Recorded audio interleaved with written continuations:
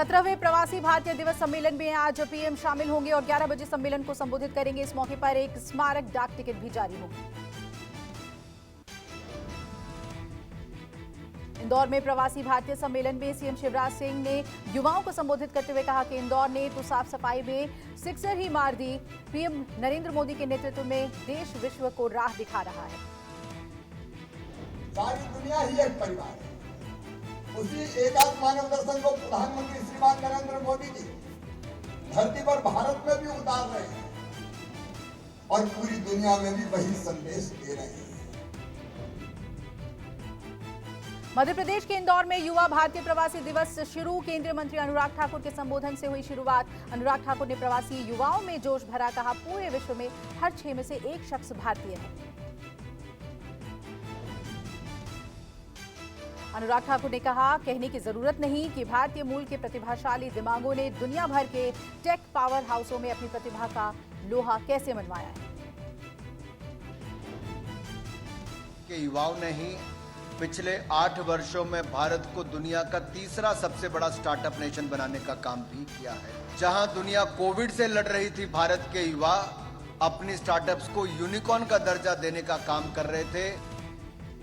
सपा के digital media head Manish Jagan Agarwal की गिरफ्तारी को लेकर हंगामा। समाजवादी पार्टी के कार्यकर्ताओं ने पुलिस मुख्यालय के बाहर प्रदर्शन किया। सपा नेताओं के साथ पुलिस हेडक्वार्टर पहुंचे अखिलेश यादव। अभद्र टिप्पणी के मामले में मनीष की गिरफ्तारी की गई। मनीष जगन की गिरफ्तारी के खिलाफ सपा कार्यकर्ताओं ने पुलिस मुख्यालय का घेराव किया। सपा अध्यक्ष अखिलेश यादव भी पुलिस मुख्यालय में डटे रहे।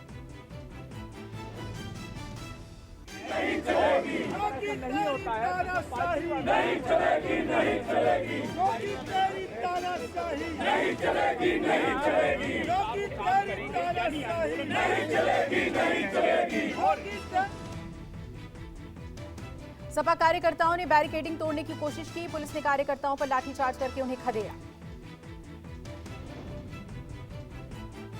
समाजवादी पार्टी के सोशल मीडिया पर हो रही कार्रवाई को लेकर अखिलेश यादव डीजीपी मुख्यालय पहुंचे। उन्होंने ट्वीट कर लिखा, भाजपा सरकार उत्तर प्रदेश पुलिस पर गलत दबाव डालकर जो गिरफ्तारियां करवा रही है उसके पीछे कोई नैतिक आधार नहीं है।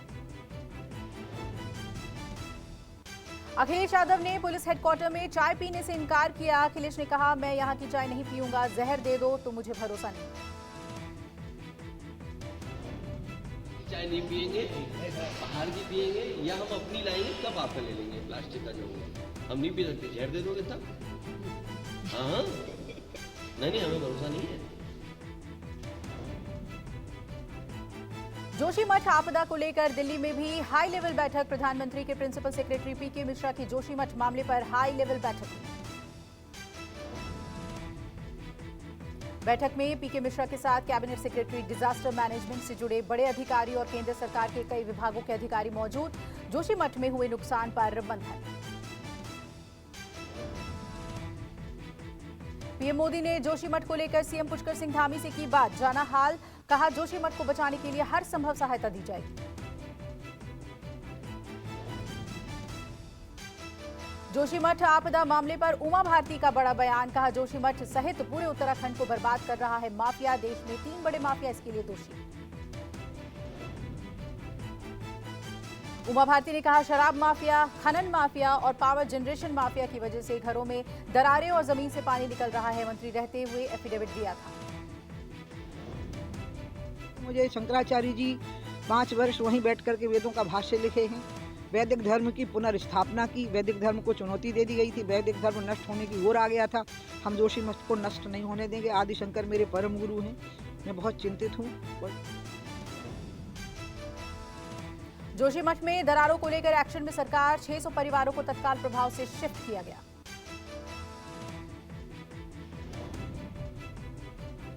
किराए के मकानों में रह रहे जवानों को कैंपों में बुलाया गया। बताया जा रहा है कि जोशीमठ के 9 वार्डों के 603 भवनों में अब तक दरारें आई हैं। चमोली जिला प्रशासन के मुताबिक 55 परिवारों को रेस्क्यू कर सुरक्षित स्थानों पर पहुंचाया गया। आधे से ज्यादा जोशीमठ को भूस्खलन प्रभावित क्षेत्र घोषित किया गया। उत्तराखंड के जोशीमठ आपदा पर पीएमओ में हाई लेवल मीटिंग के बाद आज गृह मंत्रालय की टीम जोशीमठ का दौरा कर हालात का जायजा लेगी। ज्योतिष पीठ के जगत गुरु शंकराचार्य अविमुक्तेश्वरानंद सरस्वती महाराज ने सुप्रीम कोर्ट में एक जनहित याचिका दाखिल की। याचिका जोशीमठ में भू धसाव को लेकर दायर की गई है। जलपाईगुड़ी से हावड़ा जाने वाली वंदे भारत ट्रेन पर पथराव किया गया। ट्रेन बिहार के बारसोई इलाके में थी, तभी ट्रेन पर पथराव किया गया। कंझावला केस में आज 5 आरोपियों की दिल्ली की रोहिणी कोर्ट में पेशी होगी। आरोपियों की रिमांड अवधि आज खत्म हो रही है। कंझावला मामले में अंजलि के परिजन आज सुल्तानपुरी थाने जाएंगे और आरोपियों के खिलाफ मुकदमों में धारा 302 जोड़ने की मांग करेंगे, जिससे अंजलि के आरोपियों को सख्त से सख्त सजा दिलाई जा सके। आज भारत जोड़ो यात्रा कुरुक्षेत्र से चलकर हरियाणा के अंबाला पहुंचेगी। रविवार को यात्रा कुरुक्षेत्र पहुंचने पर राहुल गांधी ने ब्रह्म सरोवर पर पूजा अर्चना की और आरती में शामिल हुए। दिल्ली के नारायणा इंडस्ट्रियल एरिया में एक फैक्ट्री की लिफ्ट गिरने से 3 मजदूरों की मौत हुई, जबकि एक मजदूर घायल बताया जा रहा है। हादसे के बाद पुलिस ने ठेकेदार के खिलाफ मामला दर्ज कर लिया है।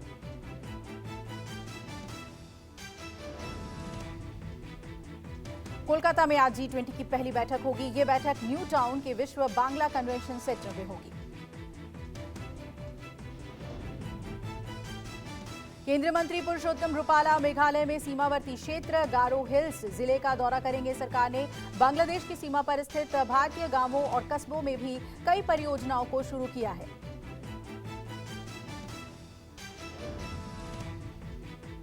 हिमाचल के राजभवन में सुक्खू सरकार के मंत्रिमंडल विस्तार हुआ। सुक्खू कैबिनेट में 7 विधायकों ने मंत्री पद की शपथ ली। राजभवन में राज्यपाल राजेंद्र विश्वनाथ आर्लेकर ने मंत्रियों को शपथ दिलाई। शपथ लेने वाले मंत्रियों में सबसे पहले धनीराम शांडिल ने शपथ ली। दूसरे नंबर पर चंद्र कुमार, फिर जगत सिंह नेगी, रोहित ठाकुर, अनिरुद्ध सिंह, विक्रमादित्य सिंह ने मंत्री पद की शपथ ली। विभागों का बंटवारा जल्द होगा। जातीय जनगणना पर प्रशांत किशोर का तंज, कहा अगर लालू जी केवल यादवों का भी भला कर देते तो आज समाज के 13% लोग अच्छे हो गए होते। प्रशांत किशोर ने कहा बिहार में समाजवाद के नाम पर गरीबी का बंटवारा हुआ है। आज बिहार में नेता जाति की भी राजनीति नहीं कर रहे हैं, वो सिर्फ अपना फायदा देख रहे हैं। बिहार में समाजवाद के नाम पर गरीबी का बंटवारा हुआ है। ये तो जात के नहीं राजनीति है, ये तो परिवार और स्वार्थ की राजनीति है। जाति का इस्तेमाल किया जा रहा है अपने परिवार की और स्वार्थ की राजनीति को मजबूत बनाए रखने के लिए। कोल्हापुर में शरद पवार ने प्रेस कॉन्फ्रेंस की। कहा कांग्रेस, एनसीपी, ठाकरे गुट को साथ मिलकर चुनाव की तैयारी शुरू करनी चाहिए। कट्टर शिव सैनिक अब भी उद्धव ठाकरे के साथ हैं।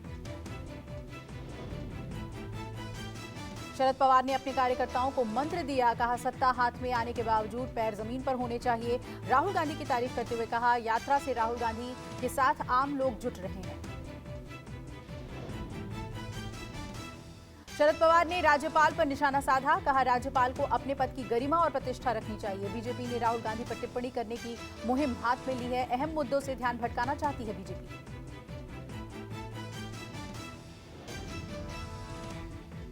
प्लेसेस ऑफ वर्शिप एक्ट के खिलाफ दायर याचिकाओं पर आज सुप्रीम कोर्ट सुनवाई करेगा। इस एक्ट के खिलाफ दाखिल याचिकाओं पर जवाब देने के लिए केंद्र सरकार ने सुप्रीम कोर्ट से समय मांगा है।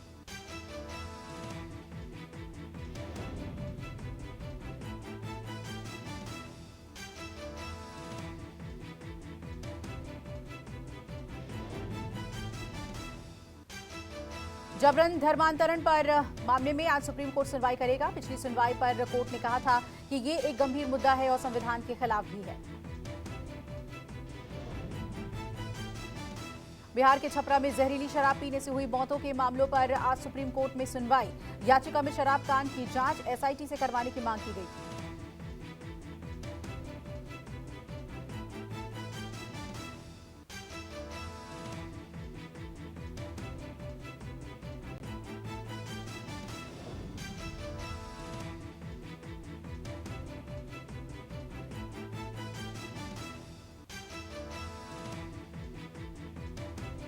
लोन फ्रॉड केस में चंदा कोचर और उनके पति दीपक कोचर की गिरफ्तारी को चुनौती देने वाली याचिका पर आज बॉम्बे हाईकोर्ट सुनवाई करेगा। मामले में आज कोर्ट अपना फैसला सुनाएगी।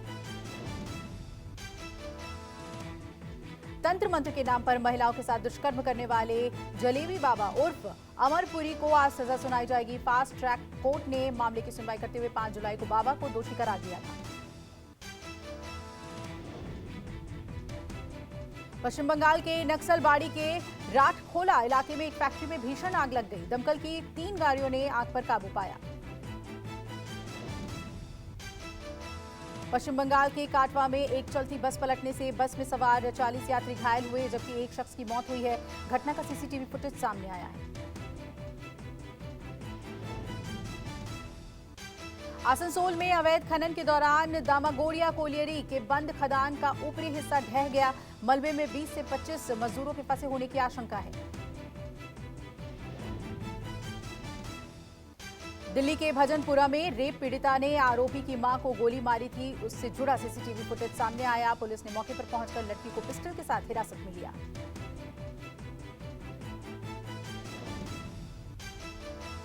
यूपी के अयोध्या बाराबंकी में साइको किलर की दहशत है। 24 दिन में 3 महिलाओं का मर्डर हो चुका है। पुलिस ने साइको किलर को पकड़ने के लिए कई टीमें लगाई हैं।